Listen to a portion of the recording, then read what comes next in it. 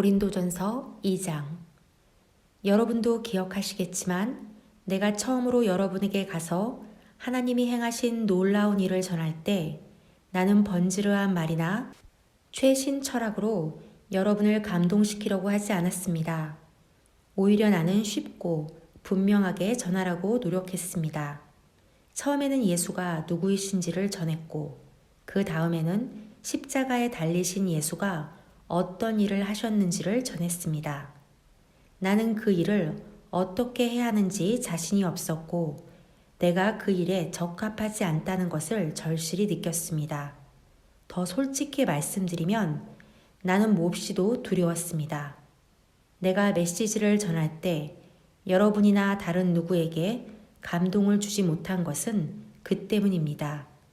그러나 메시지는 결국 전해졌습니다. 하나님의 영과 하나님의 능력이 그렇게 한 것입니다. 여러분의 믿음의 삶이 나나 다른 누구의 지적이고 감정적인 화려한 말솜씨에서 비롯된 반응이 아니라 하나님의 능력에서 비롯된 반응인 것이 분명해졌습니다. 물론 우리에게는 하나님의 지혜가 풍성합니다. 여러분이 확고한 영적 토대 위에 서기만 하면 여러분에게 그 지혜를 넘겨드리겠습니다.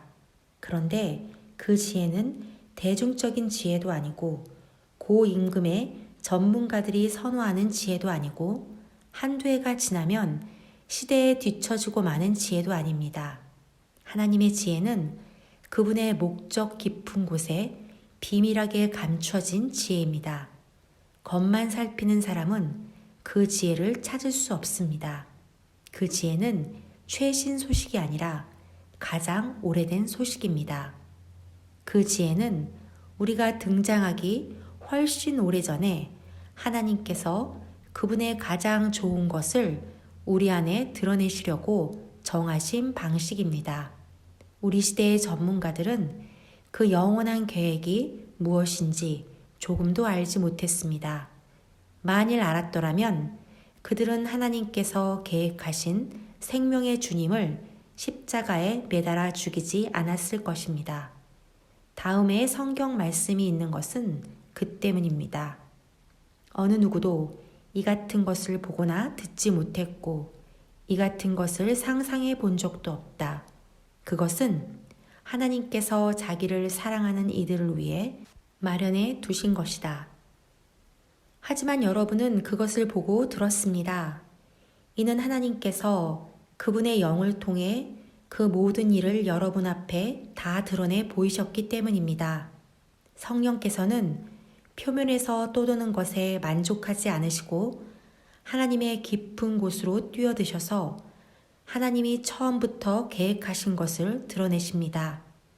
여러분이 생각하고 계획하고 있는 것을 여러분 자신이 아니면 누가 알겠습니까? 하나님도 마찬가지이십니다. 하나님께서는 자기가 생각하는 것을 아십니다. 또한 그것을 우리에게도 드러내 주십니다.